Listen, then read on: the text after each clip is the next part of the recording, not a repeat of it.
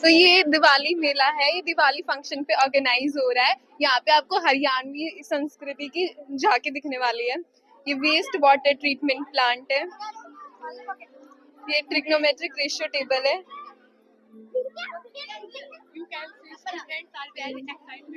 Yeah, I can see it very clearly.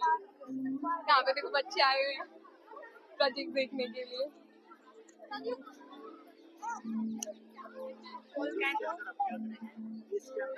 यहाँ पे preparation of soap बनाया जाने वाला है यहाँ पे।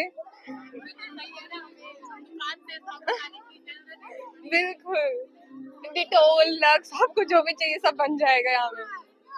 ये इंफ्रास्ट्रक्चर है, ये 6 to 12 की विंग है, ये प्राइमरी विंग है, ये हमारा मेन गेट है। This is so beautiful. Yes, absolutely. बिल्कुल। ये ब्लाइंड स्टिक है, अगर कोई पर्सन जो ब्लाइंड है वो स्टिक का यूज कर सकता है चलने के लिए। It's an emotional.